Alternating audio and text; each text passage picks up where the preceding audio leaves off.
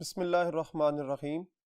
Students, my name is Ahmed Nadeem and I am your teacher for statistics. उम्मीद करते हैं आप सब खैरियत से होंगे और अच्छे से अपने क्वेश्चंस की प्रैक्टिस भी कर रहे होंगे। हम इस चैप्टर की एंडिंग की तरफ जा रहे हैं और एंडिंग में हमने कुछ क्वेश्चंस को इससे पहले पिछले लेक्चर में भी सॉल्व किया था। आज के लेक्चर में भी प्रैक्टिस क्वेश्चंस करेंगे और देखेंगे कि क्वेश्चंस किस अंदाज में पूछे जाते हैं और आपने उनको सॉल्व करते हुए किन बातों का ख्याल रखना है। तो चलिए बोर्ड की तरफ चलते हैं और देखते हैं कि क्वेश्चंस को कैसे सॉल्व करना है।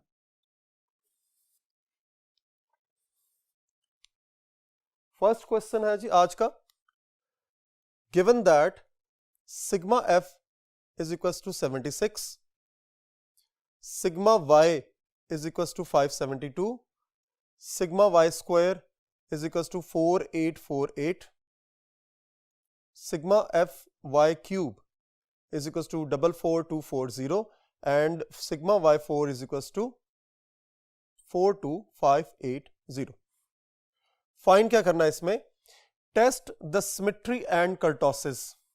देखिए अभी तक हमने डिफरेंट क्वेश्चंस को अंडरस्टैंड किया है, स्टडी किया है और ये देखा है कि स्टेटमेंट्स को किस तरह आपने अंडरस्टैंड करना है। ठीक है, statements according to the situation different होती चली जाएंगी। यहां पर हमने कोशिश ये की है, पिछले लेक्चर में भी ये कोशिश की थी कि आपको हर तरह का क्वेश्चन जो है वो डिस्कस किया जाए और आपके लिए हर तरह की स्टेटमेंट को फेमिलराइज किया जाए ताकि आप इजीली जब क्वेश्चन को पेपर में सॉल्व करें तो आपको स्टेटमेंट को अंडरस्टैंड करने में किसी हद तक कोई प्रॉब्लम भी ना देखनी पड़े। अच्छा जी, अब आप देखिए कि आपको फाइंड क्या करना है। सबसे पहले वो चेक कर लेते हैं। हमने सिमेट्री फाइंड करनी है और कर्टोसिस फाइंड करना है। ठीक होगी बात। अब सिमेट्री और कर्टोसिस को फाइंड करने के लिए ऑब्वियसली वेरी क्लियरली आपको ये माइंड के अंदर रखना है कि आपको सिमेट्री के लिए फर्स्ट मोमेंट रेशो और कर्टोसिस के लिए सेकंड मोमेंट रेशो को कैलकुलेट करना है। यहां से एक बात जो प्रोसीडिंग्स चलेंगी वो इस तरह आपने अपने माइंड के अंदर रखनी है। अब आपको गिवन क्या है? देखिए गिवन है आपको सिग्मा एफ वाई। यहां एक और चीज अंडरस्टैंड करते चले जाएं, इससे पहले हम एक्स वेरिएबल को यूज कर रहे थे तो यहां ये एग्जांपल पुट अप करने का मकसद भी यही है कि आपके माइंड में हो कि ये जरूरी नहीं है कि एक्स ही हमेशा इस्तेमाल हो। वेरिएबल जो है वो वाई भी इस्तेमाल हो सकता है या कोई और वेरिएबल भी यूज किया जा सकता है। सो एफ वाई हो या एफ एक्स हो, नो प्रॉब्लम, ये दोनों ही एक ही जैसे होंगे। अच्छा जी, आगे चलें और देखें कि आपको ये वैल्यूज जब मेंशन्ड है, sigma F Y square, sigma F Y cube, sigma F Y 4, तो अब इन वैल्यूज का लिंक कहां बनता है? क्योंकि यहां से किसी तौर पर भी ये आइडिया नहीं दिया जा सका अभी तक कि आपने किस तरह सिमेट्री और कर्टोसिस को फाइंड करना है। ठीक है, अब सिमेट्री और कर्टोसिस को फाइंड करने के लिए आपने B1 और B2 कैलकुलेट करना है। ये तो अंडरस्टूड बात यहां से फाइनलाइज हो गई है, लेकिन क्या आप इन इंफॉर्मेशन को यूज करने के बाद ये आइडिया लगा सके हैं कि आपको फॉर्मूला एक्चुअली कौन सा यूज करना है कि आप B1 और B2 को फाइंड कर सकें? देखिए ये मैं साइड पर लिख रहा हूं कि अगर आपने B1 स्क्वायर रूट और B2 फाइंड करना है, ये अंडरस्टैंडिंग पॉइंट्स हैं आपके, तो फिर आपको क्या करना है? इसका मतलब है you must have M2, M3 and M4। ये आपके पास 3 मोमेंट्स अबाउट मीन होने चाहिए। अब अगर 3 मोमेंट्स अबाउट मीन है तो उसी हिसाब से आपका गिवन डेटा भी होना चाहिए। लेकिन डेटा क्या रिप्रेजेंट कर रहा है? डेटा ये कह रहा है कि सिग्मा एफ की value sigma F Y square, sigma F Y cube and so on. ये लुक आपने कहां देखी थी?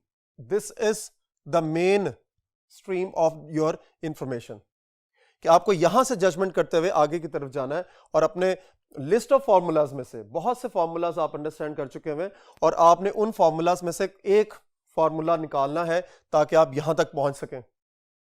सो अगर आप थोड़ा सा बैक पर जाएं तो हमने मूवमेंट्स अबाउट जीरो पढ़े थे। उसका फॉर्मूला क्या था? If you remember, M1 bar is equal to sigma F Y over sigma F. तो गौर कीजिए आपको ये इंफॉर्मेशन गिवन है। ठीक है, इसी तरह M2 bar sigma Y square over sigma F m3 bar is equals to sigma fy cube divided by sigma f, और m4 bar is equals to sigma y4 divided by sigma f. Formula list complete हो गई initial, और अब आपने क्या करना है, values को यहां से उठाना है, सब्स्टिट्यूट करना है और अपनी पर्टिकुलर कैलकुलेशंस की तरफ मूव करना है. तो देखिए सबसे पहले sigma F Y that is 572 divided by 76. उसके बाद नेक्स्ट है जी sigma Y square 4848 divided by 76, then 44240 divided by 76 and 42580 divided by 76 आपकी ये नेक्स्ट कैलकुलेशन होगी. अब कैलकुलेटर्स आप लोग भी निकालें, मैं भी कैलकुलेटर यूज करता हूं और हम आंसर्स को वेरीफाई भी करेंगे. 572 डिवाइडेड बाय 76, तो आंसर क्या है जी आपका 7.53. उसके बाद 4848 divided by 76, it is 63.79. Now 44240 divided by 76,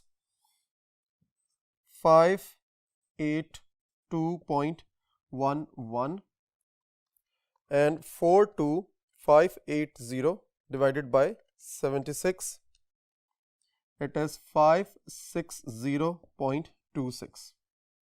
इस तरह आपने M1 bar, M2 bar, M3 bar और M4 बार के आंसर्स को कैलकुलेट कर लिया. अब अगला प्रोसीजर आपको पता है कि आपने इन सब वैल्यूज को इनके रिलेशनशिप में पुट अप करना है, जहां से M2, M3 और M4 कैलकुलेट करना है. सो नेक्स्ट बोर्ड की तरफ चलते हैं और अपनी कैलकुलेशंस को देखते हैं जी. अब देखिए M1 ये मैंने यहां पर इसलिए लिखा ताकि आपको थोड़ी सी फेमिलियरिटी हो, अंडरस्टैंडिंग बिल्टअप हो कि किस तरह आपने अपने क्वेश्चन को एक्चुअली उसकी बेस लाइन के ऊपर ही रखना है. देखिए ये यहां पर रिक्वायर्ड नहीं है, इसलिए आपका जो क्वेश्चन स्टार्ट होगा मिड से, वो फॉर्मूला जब आप स्टार्ट करेंगे, क्योंकि हमें M2 रिक्वायर्ड है, M1 रिक्वायर्ड नहीं है. सो M2 से स्टार्ट करेंगे, M2 बार माइनस M1 बार स्क्वायर. तो इसकी वैल्यू को देखते हैं. तो M2 बार का आंसर है 63.79 माइनस M1 बार वो है जी 7.53 स्क्वायर. तो कैलकुलेटर पर देखिए इसको सॉल्व करें. 63.79 माइनस 7.53 स्क्वायर, तो आंसर आपके पास होगा इसका 7.09. First answer M2, second movement about mean. अब थर्ड मूवमेंट अबाउट मीन के लिए M3 बार हमें चाहिए 582.11 minus 3 times M2 bar, it is 63.79, M1 bar 7.53 plus 2 times 7.53 raised to power 3. This is M1 bar. अब आप इसको सॉल्व करेंगे, बेशक एक सीक्वेंस में भी इसको सॉल्व किया जा सकता है. 582.11 minus 3 times 63.79 multiply by 7.53 plus 2 times 7.53 raised to power 3. तो देखिए आपके पास आंसर जो एग्जिस्ट करेगा -4.99. ठीक है जी.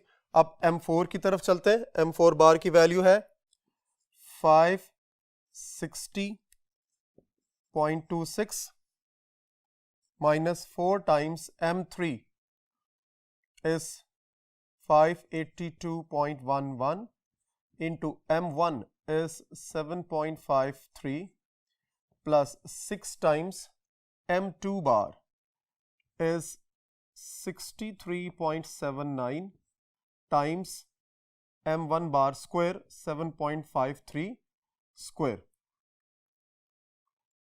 ठीक है जी, यहां तक कंप्लीट हो गया। अब ये पोर्शन रह गया, इसलिए इसको मैं यहां से मेंशन कर रहा हूं 3 मल्टीप्लाई बाय m1 की पावर 4, तो 7.53 रेज टू पावर 4। इसको भी आप डायरेक्ट सॉल्व कर सकते हैं। 560.26 minus 4 times 582.11 multiply by 7.53 plus 6 times 63.79 and times 7.53 raise to power 2। जैसे जैसे यहां पर आपको लिखा हुआ नजर आ रहा है वैसे वैसे आप कैलकुलेटर पर इसको टाइप करते चले जाएं, तो आप इजीली एंड आंसर की तरफ मूव कर जाएंगे। सिर्फ आपने जो ख्याल रखना है वो साइंस का है, ठीक है। और powers -3 times 7.53 raise to power 4। तो देखिए जो M4 का आंसर आपके पास आया है वो है जी -4916.17। स्टूडेंट्स, हमने M2 second movement about mean, M3 third movement about mean और M4 fourth movement about mean की वैल्यूज को कैलकुलेट कर लिया। अब हम अपनी फाइनल कैलकुलेशंस की तरफ चलेंगे जो कि क्वेश्चन के अंदर कहा गया था, और वो था सिमेट्री एंड कर्टोसिस। ठीक है जी, आगे बोर्ड की तरफ चलते हैं जी। अब आप देखिए हमने कैलकुलेट करना है सिमेट्री के लिए। फॉर सिमेट्री हम कौन सा फॉर्मूला अप्लाई करेंगे, b1 square root and that is m3 over m2 cube square root.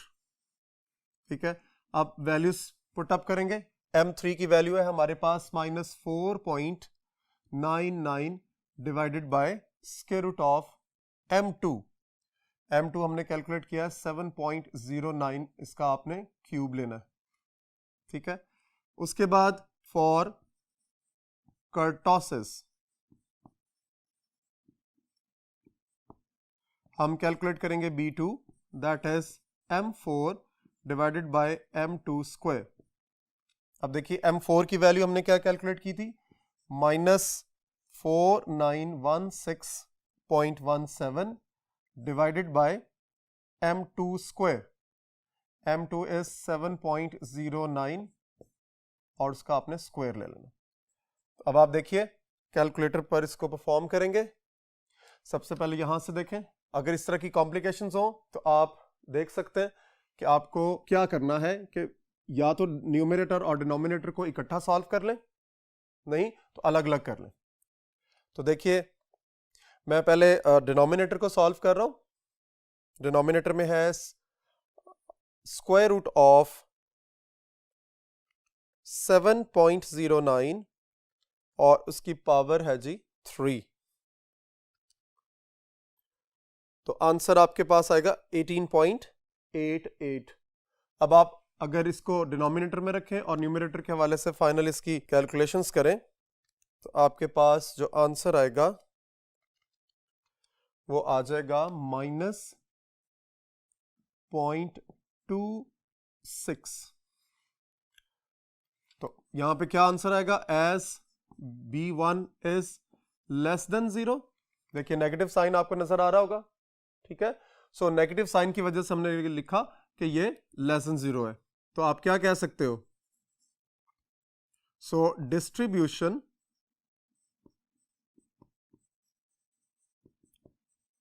Is negatively skewed. ये इसका एक पोर्शन कंप्लीट हुआ। अब कर्टोसिस के हवाले से इसकी कैलकुलेशन को देखेंगे। डिनोमिनेटर को सॉल्व कर लें पहले और फिर उसको न्यूमरेटर के कॉन्टेक्स्ट में चेक करेंगे। 7.09 इसका स्क्वायर है आपका, और फिर आप इसको 4916.17 से डिवाइड कर देंगे, तो आपके पास आंसर आ जाएगा -97.80। अब जरा गौर कीजिए कि यहां से हमें पता चला कि नेगेटिवली स्क्यूड है, तो B2 का कंपैरिजन किससे होता था? 3 से। अब क्या ये 3 से ज्यादा है, क्या 3 से कम है, या 3 के इक्वल है? 3 के इक्वल तो नहीं है, ये तो क्लियर होगी बात। और 3 से ज्यादा उस सूरत में होता अगर ये पॉजिटिव साइन होता, क्योंकि ये नेगेटिव साइन है, सो हम ये कह सकते हैं as B2 is less than 3। तो जब लेस देन 3 होती है तो फिर हमारी डिस्ट्रीब्यूशन कौन सी होती है? So distribution is प्लेटिकर्टिक।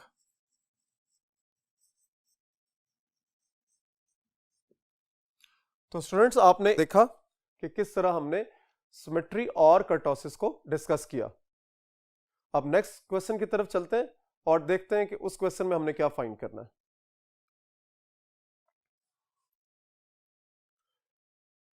इस क्वेश्चन को समझने से पहले आपको ये दो इंपॉर्टेंट रिलेशनशिप्स याद रखने हैं, ठीक है जी। ये कौन से दो इंपॉर्टेंट रिलेशनशिप्स हैं कि अगर आपको मूवमेंट्स दिए हुए हो और आपने मीन और वेरिएंस कैलकुलेट करना है तो किस तरह फाइंड करेंगे। तो मीन के लिए हमारे पास एक मूवमेंट अबाउट आर्बिट्रेरी ओरिजिन होना चाहिए और वो अज्यूम्ड वैल्यू या वो आर्बिट्रेरी वैल्यू आपके पास अवेलेबल हो, तो दोनों को प्लस करेंगे तो आपके पास मीन निकल आएगा, नंबर 1। और नंबर 2, वेरिएंस जो है वो सेकंड मूवमेंट अबाउट मीन के इक्वल होता है।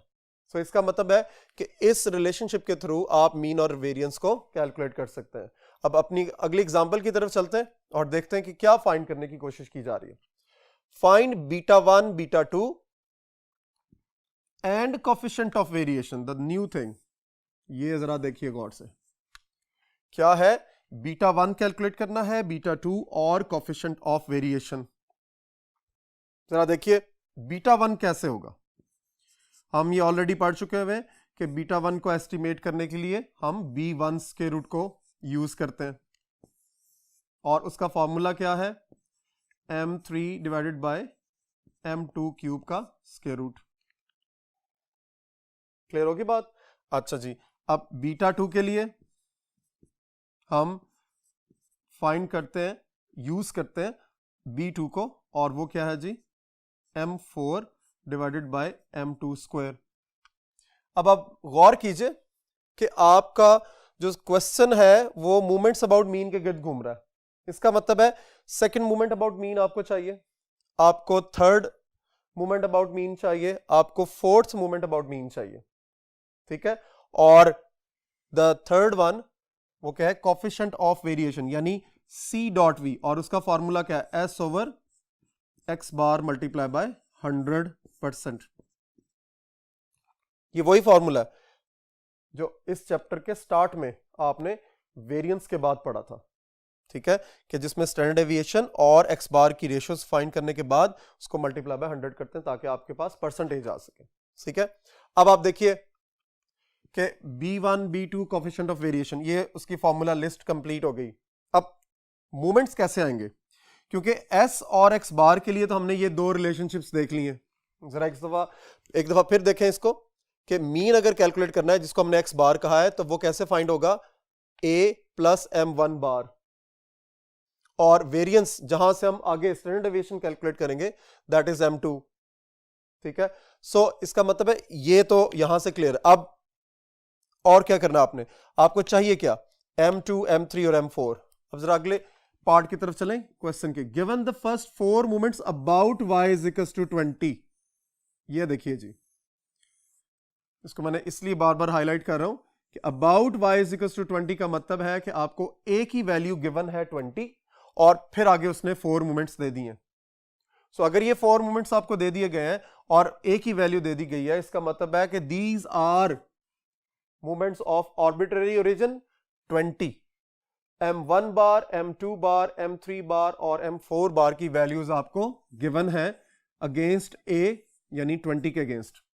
तो सब आप क्या करेंगे, इन सब वैल्यूज को यूज करके मूवमेंट्स अबाउट मीन कैलकुलेट करेंगे और फिर वहां से अपनी फाइंडिंग्स यानी B1 और B2 की तरफ मूव करेंगे। तो चलिए बोर्ड नंबर 1 की तरफ चलते हैं और इन कैलकुलेशंस को कंप्लीट करने की कोशिश करते हैं।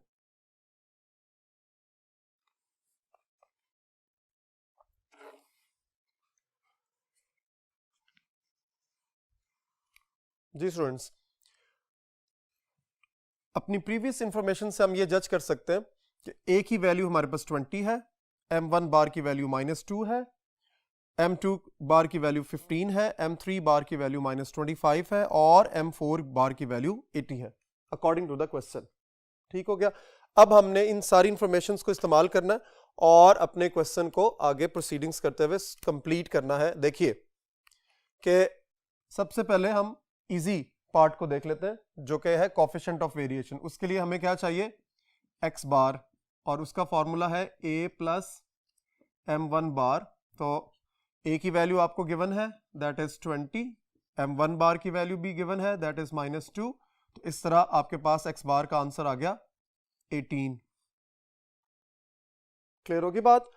ओके, उसके बाद देखिए हमें यह पता है s स्क्वायर यानी जो वेरिएंस है वो m2 के इक्वल है। तो m2 को आप यहां फाइंड कर लें, m2 बार माइनस m1 बार स्क्वायर। तो m2 bar is 15 minus m1 bar is -2 square. तो इसका आंसर क्या आएगा, आप जब इसको सॉल्व करेंगे तो वो हो जाएगा 11। कैसे, ये 4 हो जाएगा, -2 का स्क्वायर 4 और 15 - 4 इज 11। हेंस आप ये कह सकते हैं कि coefficient of variation is equal to s over x bar multiply by 100%। तो देखिए जरा s की वैल्यू क्या आएगी, स्क्वायर रूट आपने लेना है 11 का, तो square root of 11 divided by x bar is 18 multiply by 100%। तो फाइनली देखिए क्या आता है answer, square root of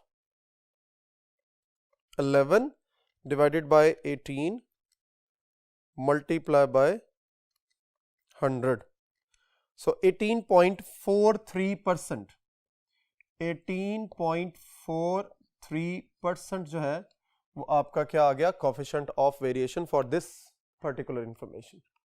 clear होगी बात? क्या किया आपने, x बार का formula in terms of movements कि आर्बिट्रेरी वैल्यू और first movement about that arbitrary value, दोनों को ऐड करेंगे, आपके पास x बार यानी मीन आ जाएगा।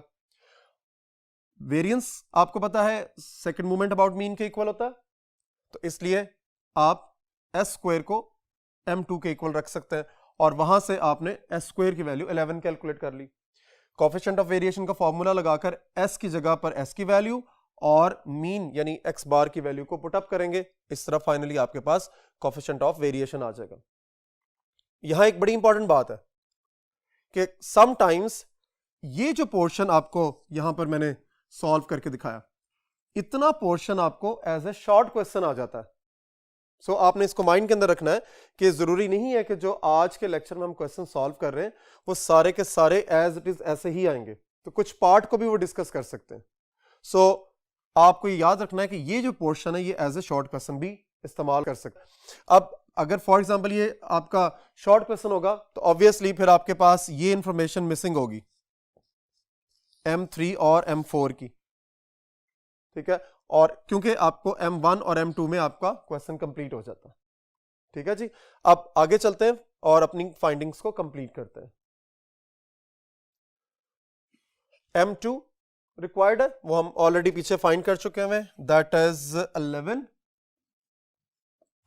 ठीक है जी, अब M3 बार की वैल्यू हमें चाहिए, वो है -25 -3 टाइम्स M2 बार इज 15 और M1 bar is 2 plus 2 times M1 bar is -2 raise to power 3। इसको आप सॉल्व कर लेंगे तो देखिए -25, अब देखिए ये माइनस और ये माइनस, ये दोनों आपस में मिलकर इसको प्लस कर देंगे, multiply by -25 plus 3 multiply by 15 multiply by 2, फिर उसके बाद plus this one 2 multiply bye, अब गौर कीजिए कि जब -2 की पावर 3 लेंगे तो ये माइनस होगा और माइनस प्लस माइनस हो जाता है। इसका मतलब ये हुआ कि आप जब इसको फाइनली सॉल्व करेंगे तो वो माइनस करेंगे, -2 multiply by 2 raise to power 3। इस तरह आपका फाइनल आंसर आएगा 49। ठीक है जी।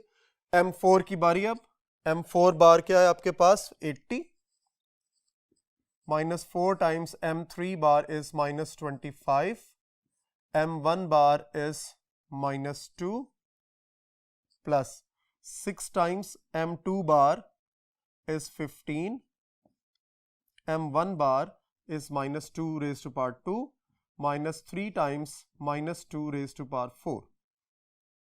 अब इसी तरह इसको भी सॉल्व करेंगे। साइंस को जरा इमेजिन कर लें। ये देखिए minus minus plus, plus minus minus, इसका मतलब है यहां पर माइनस ही रहेगा।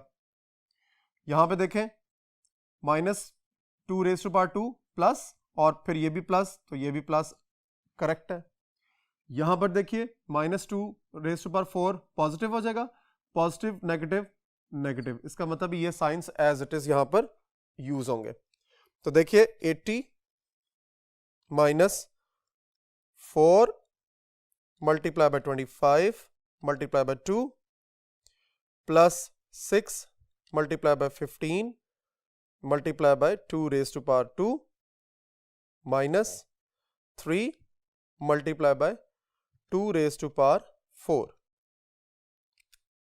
तो आपके पास फाइनल आंसर आ गया M4 का 192। अब अपनी फाइंडिंग्स को एंड करेंगे। बीटा 1 के लिए हम B1 स्क्वायर रूट फाइंड करते हैं और उसका फॉर्मूला है M3 divided by M2 cube का स्क्वायर रूट। तो देखिए M3 की वैल्यू क्या है हमारे पास 49 और M2 की वैल्यू हमारे पास आई थी 11, तो 11 का क्यूब करेंगे और उसका स्क्वायर रूट ले लेंगे। तो इस तरह आपके पास क्या आंसर आएगा 11 रेज टू पावर 3 और उसका स्क्वायर रूट लेंगे और इसको डिवाइड कर देंगे 49 से। देखिए आपके पास आंसर है जी 1.34।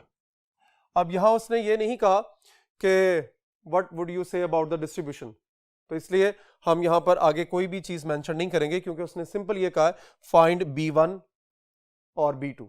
ठीक है, तो इसलिए आगे इसकी मजीद कुछ भी लिखने की जरूरत नहीं है। B2 का फॉर्मूला है M4 divided by M2 square. तो M4 देखिए क्या है जी, M4 is 192 divided by M2 is 11 square. तो इसका आंसर देख लीजिए 192 डिवाइडेड बाय 11 स्क्वायर, तो आपका आंसर है 1.59। क्लियर होगी बात। इस क्वेश्चन से आपने एक चीज मालूम की कि एक क्वेश्चन को डिफरेंट एंगल से भी पूछा जा सकता है। ये जरूरी नहीं है कि सिमेट्री एंड स्क्यूनेस का ही वर्ड यूज किया जाए, वो सिंपल B1 और B2 भी कह सकते हैं इस क्वेश्चन के अंदर। और इसी तरह और इस क्वेश्चन के डिफरेंट पार्ट्स बनाकर छोटे छोटे शॉर्ट क्वेश्चंस भी पूछे जा सकते हैं। होप आज का लेक्चर आपको अच्छे तरीके से समझ आ गया होगा। इन क्वेश्चंस को जरूर प्रैक्टिस करें ताकि आप इनको स्ट्रेंथन कर सकें। अपना और अपनी फैमिली का ख्याल रखें। अल्लाह हाफिज। नेक्स्ट लेक्चर में इंशाल्लाह मुलाकात होगी।